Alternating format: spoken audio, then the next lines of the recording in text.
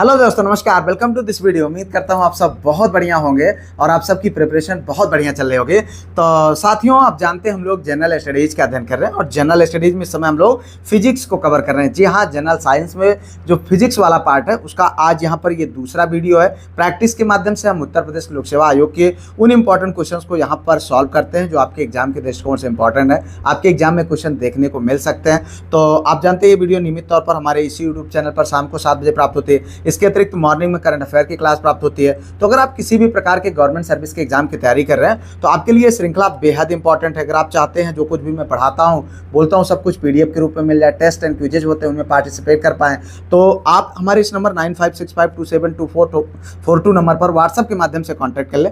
एक छोटी सी फीस पे करके आप ग्रुप में जुड़ सकते हैं जहां पर सब कुछ आपको आपके एग्जाम ओरिएंटेड हम प्रोवाइड कराते हैं। आइए वीडियो को शुरू करते हैं। लेते हैं पहला क्वेश्चन। भैया, ध्वनि की प्रबलता निम्नलिखित से मापी जाती है। कौन? आवृत्ति, डेसिबल, वेग और तरंग दैर्घ्य। देखिए यहाँ पर जो सही विकल्प है उसको आपको बताना है। मेरे भाई, मैं बार बार आपको कहता हूँ क्वेश्चन के आंसर आपको पता हो आप उनको कमेंट में जरूर लिखें, ना पता हो मेरे बताने के बाद लिखें, लेकिन आंसर आप जरूर करें। ठीक है, यहाँ पर देखेंगे जो सही विकल्प है वो है आपका डेसिबल, यानी ध्वनि की जो प्रबलता है उसको किससे मापा जाता है? जो है डेसिबल से मापा जाता है। ठीक है, यदि ध्वनि तरंगों में लघु आयाम होता है तो ध्वनि मंद होती है, यदि ध्वनि तरंगों में दीर्घ आयाम होता है तो ध्वनि प्रबल होती है। ठीक है, ध्वनि तरंगों का आयाम जितना अधिक होगा ध्वनि की प्रबलता उतनी ही अधिक होगी। ठीक है, और ध्वनि की प्रबलता को किससे मापा जाता है? डेसिबल से। ठीक है भैया, चलो आगे देखो। ये है आपका अगला क्वेश्चन। निम्नलिखित युग्मों में से कौन सा एक सही सुमेलित नहीं है? आंसर करिए। ठीक है, कमेंट में आपका आंसर अपेक्षित है, आंसर करते जाइए। ये देखो मात्रा इधर दिया हुआ है, यह है एसआई मात्रक। ठीक है, यहाँ पर देखेंगे मात्रा है दबाव या दाब, तो इसका एसआई मात्रक पास। इसमें क्या पूछ रहा है भैया, ध्यान देना, एक सुमेलित नहीं है, कोई एक सुमेलित नहीं है, उसी को आपको बताना है। तो दाब का पास्कल बता रहा है मात्रक, ऊष्मा का जूल, लेंस की क्षमता का डायोप्टर। यहाँ पर देखिए रेडियो एक्टिव पदार्थ की सक्रियता को किससे मापा जाता है? क्यूरी से। तो आपको यही बताना है कि कौन सा विकल्प यहाँ पर जो है सही नहीं है, सही सुमेलित नहीं है। तो यहाँ पर देखिए जो सही सुमेलित नहीं है भैया वो है यही वाला। ठीक है, रेडियो एक्टिव पदार्थ की सक्रियता ये किसके द्वारा नापी जाती है? बेकुरल के द्वारा। किसके द्वारा? बेकुरल के द्वारा। ठीक है, इतना आप यहाँ पर जानते हैं, बेकुरल के द्वारा। ठीक है, अब अगर हम बात करें इसका तो ये भी सही है, जूल ये भी सही है, लेंस की क्षमता डायोप्टर से ये भी सही है। चलो आगे देखो। एक विशेष प्रकार की निद्रव वायु दाब मापी यंत्र कहलाता है क्या? Anemometer, altimeter, chronometer, sextant. बताओ सही विकल्प। देखिए यहाँ पर जो सही विकल्प है मित्र वो है एनीमोमीटर। एक बार क्वेश्चन को समझिएगा, क्या पूछ रहा है? एक विशेष प्रकार का निर्द्रव दाब मापी यंत्र क्या कहलाता है? एनीमोमीटर कहलाता है। क्या कहलाता है? एनीमोमीटर। ठीक है, अल्टीमीटर की जब हम बात करते हैं ये है आपका अल्टीमीटर। अगर हम बात करें तो इस यंत्र के द्वारा समुद्र तल से विमानों की ऊंचाई को मापा जाता है। किससे? समुद्र तल से विमानों की ऊंचाई को मापा जाता है। तो ये भी क्वेश्चन आपसे पूछा जा सकता है कि भैया आप बताओ अल्टीमीटर किसे कहते हैं, इसका क्या उपयोग है? ठीक है, अब आगे देखो क्रोनोमीटर है, इसको भी जान लो, एग्जाम में ये भी मिल सकता है। ठीक है, इसका प्रयोग पानी के जहाजों में सही समय ज्ञात करने के लिए किया जाता है। ठीक है, अगला यहाँ पर देखें सेक्सटेंट। जब हम सेक्सटेंट की बात करते हैं तो जॉन हेडले द्वारा निर्मित इस यंत्र की सहायता से वस्तुओं की ऊंचाई ज्ञात की जाती है। क्या ज्ञात किया जाता है? वस्तुओं की ऊंचाई की कितनी ऊंचाई पर वस्तु है। ठीक है, चलो भाई आगे देखो। यहाँ पर है निम्नलिखित एसआई यूनिटों में कौन सी सही सुमेलित नहीं है? ठीक है, कार्य जूल, द्रव्यमान किलोग्राम, बल न्यूटन, दाब डाइन। यहाँ पर देखिए जो सही विकल्प है मित्र वो आपको आंसर करना है। ये है आपका दाब। जी हाँ, दाब डाइन ये आपका सही सुमेलित नहीं है। बाकी कार्य का ठीक है, जूल है ये भी सही है, और ये मतलब ये राशियां हैं, ये मात्रक है। ठीक है, द्रव्यमान का ये भी सही है किलोग्राम, और बल का न्यूटन ये भी सही है, लेकिन ये दाब का डाइन नहीं होता भैया। दाब का क्या होता है? अभी हमने इससे पहले देखा क्वेश्चन में, क्या होता है बताओ आंसर? पास्कल। ठीक है, क्या होता है? पास्कल होता है। ठीक है, चलो भाई आगे बढ़ो भाई। अगला क्वेश्चन देखो, यहाँ पर ऊष्मा की इकाई निम्नलिखित में से कौन नहीं है? क्या क्वेश्चन कर रहा है कि ऊष्मा की इकाई निम्नलिखित में से कौन नहीं है? तो 4 आंसर है, जैसे सेंटीग्रेड, कैलोरी, अर्ग, जूल। तो इनमें से आपको आंसर देना है कि कौन नहीं है। तो यहाँ पर देखिए जो सही विकल्प है मित्र वो है आपका सेंटीग्रेड। जी हाँ, सेंटीग्रेड जो है ताप की इकाई है। ठीक है, किसकी इकाई है? ताप की इकाई है। और अर्ग की अगर हम बात करते हैं तो अर्घ भैया उष्मा की सीजीएस इकाई है, उष्मा की सीजीएस इकाई है। और कैलोरी और जूल ये जो है उष्मा की यशमन इकाई है, ठीक है। अब इसी प्रकार अगर हम देखें तो ये और ये तीनों क्या है, ये उष्मा की इकाई है, जबकि सेंटीग्रेड क्या है, ये भैया ताप की इकाई है, ठीक है।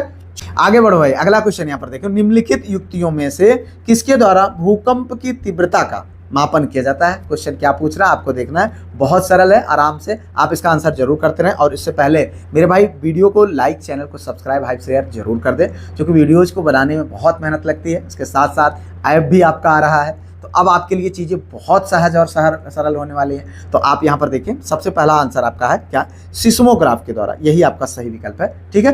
अगर हम देखें तो भूकंप की तीव्रता किससे मापी जाती है, सिस्मोग्राफ के द्वारा, ठीक है। अगर हम बात करें यहाँ पर स्टेथोस्कोप के द्वारा, इसके द्वारा क्या होता है भाई, ये डॉक्टर साहब जो गटई में टांग के बैठे रहते हैं, यानी हृदय और फेफड़ों की आवाज़ को सुनने का ये यंत्र होता है, ठीक है डॉक्टर साहब, जिसको गाँव की भाषा में आला बोला जाता है, ठीक है। काइमोग्राफ, ठीक है, ये क्या है, काइमोग्राफ के द्वारा शरीर की जो क्रियाएं होती हैं, ठीक है, ग्राफ द्वारा निरूपित करने वाला ये यंत्र होता है, जैसे रक्तचाप, हृदय की धड़कन, ये सब चीजें, ठीक है। पेरिस्कोप की जब हम बात करते हैं तो ये है भैया प्रकाश के परावर्तन के सिद्धांत पर कार्य करने वाला यंत्र, जिसका उपयोग पनडुब्बी में किया जाता है। किसमें किया जाता है, पनडुब्बी में। चलो भाई, महासागर में डूबी हुई वस्तुओं की स्थिति जानने के लिए निम्न में से किस यंत्र का प्रयोग किया जाता है, आइडियोमीटर और गैल्वेनोमीटर, सस्टेंट सोनार। देखिए यहाँ पर सही विकल्प आपको आंसर करना है मेरे भाई, यहाँ पर जो सही विकल्प है वो है आपका सोनार। जी हाँ, सोनार एक तकनीक है, ठीक है, वो नहीं जो झुमका गढ़ते हैं वो वाले सोनार भाई साहब नहीं है, ठीक है, वो तो बहुत काम की चीज होते हैं यार, ठीक है। सोनार एक तकनीक है भैया, ठीक है, जो नौ संचालन में जल के अंदर संचार करने तथा जल के अंदर डूबी या सतह पर वस्तुओं का पता करने के लिए ध्वनि संचरण का प्रयोग किया जाता है, ठीक है, ध्वनि भेजी जाती है, ठीक है। इस तकनीक से समुद्र की गहराई भी मापी जाती है और वास्तव में इस तकनीक में एक तरफ से ध्वनि तरंगों को भेजा जाता है, जबकि दूसरी तरफ से, ठीक है, ध्वनि तरंग अगर मतलब सामने से कोई वस्तु आ जाती है तो ध्वनि तरंगे उसमें टकरा करके वापस आ जाते हैं, जिससे वस्तु की दूरी का पता लगाया जाता है, ठीक है। तो ये क्या विधि है, इसको सोनार कहा जाता है, ठीक है। देखो यहाँ पर निम्नलिखित में से कौन वेक्टर परिणाम है, ठीक है, बल, ऊर्जा, दाब और तापक्रम। आंसर करिएगा। यहाँ पर देखिए जो सही विकल्प है वो है आपका बल। जी हाँ, वे भौतिक राशियां जिन्हें व्यक्त करने के लिए परिणाम के साथ उसकी दिशा का भी वर्णन आवश्यक हो, उसको क्या कहा जाता है, सदिश राशियां या वेक्टर क्वांटिटीज कहा जाता है, ठीक है। सदिश राशियों का उदाहरण की अगर हम बात करें तो बल, विस्थापन, वेग, त्वरण, ये सब सदिश राशियों के भी जो है यहाँ पर एग्जाम्पल है। आगे देखो, विद्युत विभव के संदर्भ में निम्नलिखित कथनों में से कौन से सही है, ठीक है, यह एक अदिश राशि है या एक सदिश राशि है।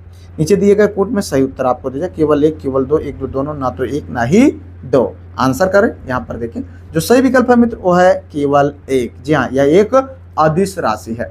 अगर हम बात करें एकाध धन जो है आवेश के अनंत से विद्युत क्षेत्र में किसी बिंदु तक लाने में जो कार्य करना पड़ता है उसे एक बिंदु का विद्युत विभव कहते हैं। क्या कहते हैं, विद्युत विभव। विद्युत विभव का SI मात्रक जूल प्रति कूलाम होता है। क्या होता है, और इसे वोल्ट भी कहते हैं, ठीक है भैया। चलो, विद्युत विभव एक अदिश राशि है। कैसी राशि है, ये भी क्वेश्चन बन सकता है। अदिश राशि है, ठीक है, जो सदिश जोड़ के त्रिभुज नियम का पालन नहीं करती है। हम सब जानते हैं पृथ्वी एक विशाल चालक है, जिसके कारण थोड़ा आवेश देने पर या लेने पर जो है इसके विभव पर कोई प्रभाव नहीं पड़ता है। चलो भाई, आंसर देखो अगला। यहाँ पर प्रकृति में सबसे मजबूत बल निम्नलिखित में से कौन सा है, गुरुत्वाकर्षण बल, नाभिकीय बल, इलेक्ट्रोस्टैटिक बल, चुंबकीय बल। आंसर करें सही। यहाँ पर देखें जो सही विकल्प है वो है आपका नाभिकीय बल। जी हाँ, प्रकृति में सबसे अधिक शक्तिशाली बल नाभिकीय बल होता है। क्या होता है, नाभिकीय बल होता है। और नाभिक के अंदर न्यूक्लियॉन्स के मध्य लगने वाले बल को नाभिकीय बल कहते हैं। इसकी अगर हम विशेषता की बात करें तो यह बल आकर्षण का होता है, ठीक है। यह बल प्रकृति में सबसे अधिक प्रबल है, ठीक है। इसकी परास बहुत कम, लगभग 10 से 14 मीटर होती है, ठीक है। यह बल नाभिक के अंदर ही लगता है, ठीक है। अगर हम बात करें यह बल आवेश पर निर्भर नहीं करता है। यह जो है इसे मतलब हम कह सकते हैं न्यूट्रॉन प्रोटॉन और प्रोटॉन जो है न्यूट्रॉन, ठीक है, के मध्य समान रूप से लगता है, ठीक है। चलो देखो आगे अगला क्वेश्चन, प्रत्येक दिशा के लिए एक समान और विपरीत प्रतिक्रिया होती है, यह नियम किसने दिया है? आंसर करो। देखो यहाँ पर इस टाइप क्वेश्चन बनेंगे। न्यूटन ने जो है, अल्बर्ट आइंस्टीन ने, बोहर ने, हैंडल ने। आंसर करें भाई सही विकल्प। यहाँ पर देखिए जो सही विकल्प है वो है न्यूटन ने। जी हाँ, न्यूटन के गति के तीसरे नियम के अनुसार किसी भी वस्तु पर प्रत्येक क्रिया के लिए एक समान और विपरीत दिशा में प्रतिक्रिया होती है। ठीक है, हम सब जानते हैं कि न्यूटन के गति विषयक 3 नियमों का प्रतिपादन किया है। ठीक है, न्यूटन ने गति के विषय में 3 नियमों का प्रतिपादन किया, जिसमें प्रथम जो है जड़त्व का नियम, और द्वितीय क्या है? वस्तु पर आरोपित बल, वस्तु के संवेग में परिवर्तन की दर। ठीक है, तथा अगर हम तीसरे नियम की बात करें तो क्रिया प्रतिक्रिया का नियम से भी जाना जाता है। ठीक है, चलो भाई आगे देखो अगला क्वेश्चन, चिड़ियों के उड़ने से न्यूटन का सिद्धांत जो सिद्ध होता है। देखो ऐसे ही क्वेश्चन मिलेगा भैया एग्जाम में। ठीक है, गति का तीसरा नियम, गति का दूसरा नियम, गति का पहला नियम, गति का दूसरा और तीसरा नियम दोनों। आंसर करें भाई सही विकल्प। देखिए यहाँ पर गति का तीसरा नियम। जी हाँ, चिड़िया के उड़ने से न्यूटन का सिद्धांत जो सिद्ध होता है वह गति का क्या है? तीसरा नियम है। ठीक है, इस सिद्धांत के अनुसार हर क्रिया की समान और विपरीत दिशा में प्रतिक्रिया होती है। जितना बल जो है कोई वस्तु अन्य दूसरी वस्तु पर आरोपित करती है, उतना ही बल विपरीत दिशा में अन्य दूसरी वस्तु द्वारा उस वस्तु पर कार्य करता है। ठीक है, चलो भाई आगे देखो अगला क्वेश्चन, जब किसी सेविंग बुश को पानी से निकाला जाता है तो उसके जो है बाल आपस में चिपक जाते हैं। इसका कारण क्या है? घर्षण, प्रत्यास्थापना, श्यानता, पृष्ठ तनाव। आंसर करिएगा भैया। यहाँ पर देखें जो सही विकल्प है वो है पृष्ठ तनाव। जी हाँ, द्रव का स्वतंत्र पृष्ठ सदैव तनाव में रहता है।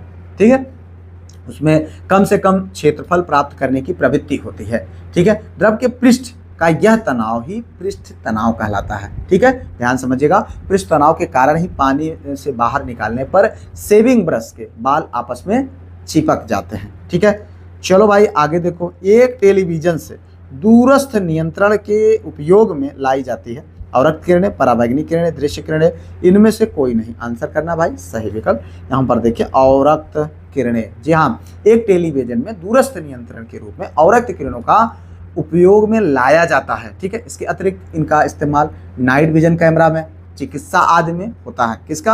अवरक्त किरणों का। ठीक है, इनकी आवृत्ति जो है माइक्रोवेव से ज़्यादा तथा दृश्य किरणों से कम होती है। इतना ध्यान रखें। आगे बढ़ो भाई अगला क्वेश्चन, निम्नलिखित में से कौन सामान्य परिस्थिति में वृक्ष के पत्तों की सरसराहट का डेसिबल स्तर प्रदर्शित करता है? 10 dB, 20 dB, 60 dB, 100 dB। तो आंसर करिएगा भैया। यहाँ पर देखिए सही विकल्प है वो है आपका 20 dB। जी हाँ, किसी वस्तु से उत्पन्न सामान्य आवाज को ध्वनि कहते हैं। क्या कहते हैं? ध्वनि कहते हैं। जब ध्वनि की तीव्रता बहुत अधिक हो जाती है तो उसे शोर कहते हैं। और वृक्ष के पत्तों की सरसराहट 20 डेसिबल से ध्वनि स्तर को प्रदर्शित करता है। चलो इस तरीके का क्वेश्चन बनेगा भैया। ठीक है, ध्वनि तरंगे नहीं चल सकती हैं। किसमें? ठोस में, द्रव्यों में, गैसों में, निर्वात में। आंसर करना भाई आप सब जानते हैं सही विकल्प है क्या? निर्वात में। ठीक है, अगर हम बात करें ध्वनि तरंगों के संचरण के लिए एक माध्यम की आवश्यकता होती है। माध्यम चाहे वो ठोस हो सकता है, ठीक है, द्रव्य हो सकता है, गैस हो सकता है, और निर्वात में तरंगे नहीं चल सकती हैं। ठीक है, चलो भाई आगे देखो अगला क्वेश्चन, सोनार में हम उपयोग करते हैं रेडियो तरंगों का, श्रव्य ध्वनि तरंगों का, पराश्रय तरंगों का और अवश्रव्य तरंगों का। सोनार मतलब अभी जो हम लोगों ने डिस्कस किया। ठीक है, तो यहाँ पर देखें जो सही विकल्प है आपको बताना भैया, इसमें हम लोग पराश्रव्य तरंगों का इस्तेमाल करते हैं। ठीक है, सोनार। ठीक है, में पराश्रव्य तरंगों के द्वारा समुद्र की अधिक गहराइयों में डूबी वस्तुओं का पता लगाया जाता है।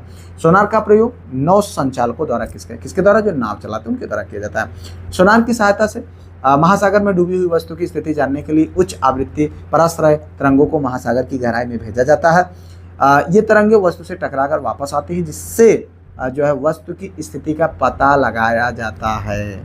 ठीक है भैया, गुरुत्वीय तरंगों को पहली बार देखा गया सितंबर 2014 में, सितंबर 2015 में, अगस्त 2017, अक्टूबर 2017 में। जो है यहाँ पर देखें एग्जाम ओरिएंटेड क्वेश्चन है, इंपॉर्टेंट है, ध्यान रखना।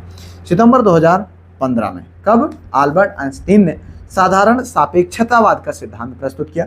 इस सिद्धांत के अनेक पूर्वानुमानों में से एक अनुमान काल अंतरण यानी टाइम स्पेस को भी विकृत कर सकने वाली गुरुत्वाकर्षण तरंगों की उपस्थिति भी थी। ठीक है, इन्हीं गुरुत्वाकर्षण जो है तरंगों को पहली बार 14 सितंबर 2015 को देखा गया। ठीक है, भाप द्वारा हाथ में जलन गंभीर होती है अपेक्षाकृत उबलते जल द्वारा, क्योंकि भाप हल्की होती है, भाप में गुप्त उष्मा होती है, भाप जो है शरीर में घुस जाती है। ठीक है, और उपर्युक्त में से कोई सही कारण नहीं है। देखिए यहाँ पर सही विकल्प आपको बताना भैया, सही विकल्प है भाप में गुप्त उष्मा होती है। भाप में क्या होती है? गुप्त उष्मा होती है। एक ही तापमान पर उबलते हुए जल का गुप्त उष्मा की अगर हम बात करें तो कितना होता है? 80 कैलोरी। ठीक है, कितना? 80 कैलोरी। ठीक है, इतना ध्यान रखें। अगर हम बात करें वाष्प की गुप्त उष्मा कितना होता है? 540 कैलोरी। कितना?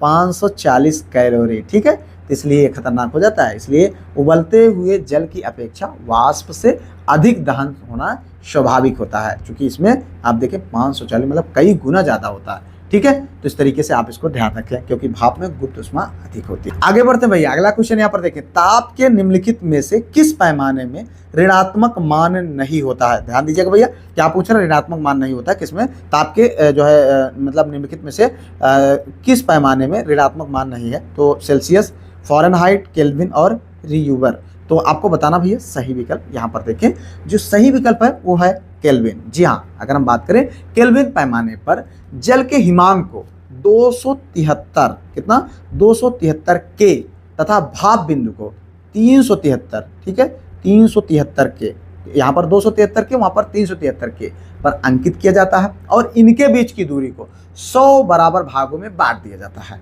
ठीक है, प्रत्येक भाग को 1 के कहा जाता है और इस प्रकार केल्विन पैमाने में ऋणात्मक मान नहीं होता है, यानी 0 के का अर्थ मतलब माइनस 273 डिग्री C1। आगे बढ़ो भाई, अगला क्वेश्चन यहाँ पर देखिए, निम्नलिखित में से कौन उष्मा का सर्वाधिक उत्तम चालक है? तो जल, पारा, बेंजीन और चमड़ा। आंसर करना है आपको उत्तम चालक का, उष्मा का। ठीक है, यहाँ पर देखिए जो सही विकल्प है वो है आपका पारा। जी हाँ, अगर हम बात करें एक अच्छा चालक या सुचालक वह होता है जिसमें उष्मा का संचरण जो है चालन या संवहन विधि से आसानी से व तेजी से होता है। ठीक है, एक आदर्श चालक की उष्मा चालकता अनंत होती है। ठीक है, सर्वाधिक उष्मा चालक धातु चांदी है। कौन सी है? चांदी है भैया। ठीक है, तो इतना आप यहाँ पर ध्यान रखें। अब अगर हम बात करें इसमें से जो विकल्प दिया हुआ है इनमें से पारा की जो चालकता है वो सबसे, चूंकि यहाँ चांदी विकल्प में है ये नहीं है, तो इसमें सबसे ज़्यादा जो है सबसे ज़्यादा उत्तम चालक कौन है? पारा होता है। ठीक है, और इसका प्रयोग तापमापी व दाबमापी उपकरणों के निर्माण के लिए किया जाता है। चलो भाई आगे देखो, यहाँ पर यह है प्रकाशीय संचार का क्या लाभ नहीं है? अधिक गति, कोई चुंबकीय शोर नहीं, कोई विद्युत शोर नहीं, अधिक बैंड चौड़ाई। आंसर करिएगा मेरे भाई। यहाँ पर देखिए जो सही विकल्प है अधिक गति। जी हाँ, प्रकाश संचार के मुख्य लाभ सुरक्षित संचार, विद्युत चुंबकीय जो है संगतता, ठीक है, तीव्र गति से डेटा ट्रांसफर, लंबी दूरी तक पॉइंट से पॉइंट डेटा को पहुंचाना और कम ऊर्जा की खपत आदि क्या है इसके जो है ये प्रमुख जो है लाभ है, मुख्य लाभ है किसके? प्रकाश संचार के। ठीक है, चलो भाई ये है और ये नहीं है। आगे बढ़ो, अगला क्वेश्चन, कौन सी ठोस अवस्था युक्ति नहीं है? CRT, FET, LED, tunnel diode. Answer करिएगा मेरे भाई। यहाँ पर है CRT।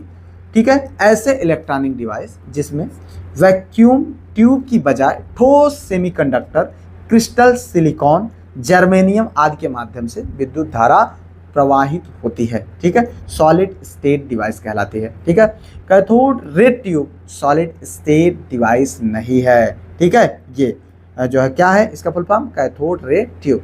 ये सॉलिड स्टेट डिवाइस नहीं है। बाकी अगर हम बात करें, क्योंकि इसका इस्तेमाल किसमें होता है? वैक्यूम ट्यूब का इस्तेमाल जो है किया जाता है। चलो भाई आगे देखो, अगला क्वेश्चन यहाँ पर देखो, ये भैया यहाँ पर LED की कार्य प्रणाली किस सिद्धांत पर आधारित है? किसकी? LED की। प्रतिदीप्ति पर, स्फुर दीप्ति पर, विद्युत संदीप्ति पर, उपयुक्त में से कोई नहीं। आंसर करना है सही विकल्प। यहाँ पर देखिए विद्युत संदेश पर, किस पर? विद्युत। एलईडी का फुल फॉर्म की अगर हम बात करें तो लाइट इमिटेटिंग डायोड होता है। क्या होता है? Light imitating diode. यह एक सेमीकंडक्टर डिवाइस है जो प्रकाश को बाहर की ओर छोड़ता है। ठीक है। एलईडी के अंदर एनोड और कैथोड स्थित होते हैं, एनोड और कैथोड स्थित होते हैं, जिसमें मुख्य प्रकाशोत्पादन घटक मैग्नीशियम आर्सेनाइड होता है। यही विद्युत ऊर्जा को प्रकाश में क्या करता है? बदल देता है। आगे बढ़ो, अगला क्वेश्चन।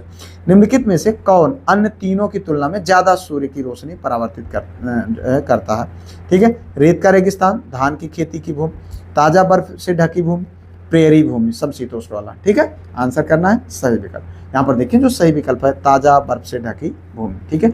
इसमें जो दिया गया विकल्प है उनमें से क्या पूछ रहे हैं? उनमें से कौन अन्य तीनों की तुलना में ज्यादा सूर्य की रोशनी परावर्तित करता है? तो कौन? ताजा बर्फ से ढकी भूमि। ठीक है। चलो भाई आगे देखो, अगला क्वेश्चन यहाँ पर सफेद प्रकाश में उपस्थित निम्नलिखित रंगों में से कौन सा रंग शीशा के प्रिज्म द्वारा सबसे कम विचलित होता है? हरा रंग, लाल रंग, बैंगनी रंग, नारंगी रंग। तो आंसर करिएगा मेरे भाई। यहाँ पर जो सही विकल्प है वो है लाल रंग। जी हाँ, किसी भी रंग के प्रकाश का प्रकीर्णन या विचलन उसकी तरंग दैर्घ्य पर निर्भर करता है। जिस रंग के जो है प्रकाश की तरंग दैर्घ्य सबसे कम होगी उस रंग के प्रकाश का प्रकीर्णन सबसे अधिक, तथा जिस रंग के प्रकाश की जो है तरंग दैर्घ्य सबसे अधिक होगी उस रंग के प्रकाश का प्रकीर्णन सबसे कम होता है। ठीक है। तो यहाँ पर जो दिया गया विकल्प है लाल रंग है। लाल रंग के प्रकाश की तरंग दैर्घ्य सबसे अधिक होने के कारण इसका विचलन तथा प्रकीर्णन सबसे कम होता है। बैंगनी रंग में की बात करें तो इसमें जो है प्रकाश की तरंग दैर्घ्य सबसे कम होने के कारण इसका विचलन जो है तथा प्रकीर्णन सर्वाधिक होता है। चलो भाई आगे देखो, निम्नलिखित में से किसका वेग अधिकतम होता है? कॉस्मिक किरण, प्रकाश, इलेक्ट्रॉन, पराध्वनिक तरंग। आंसर करिएगा सही विकल्प। देखिए यहाँ पर प्रकाश। जी हाँ, अगर हम बात करें उपरोक्त किरणों में से, ये जो चारों विकल्प में है इनमें से प्रकाश का वेग अधिकतम होता है। किसका?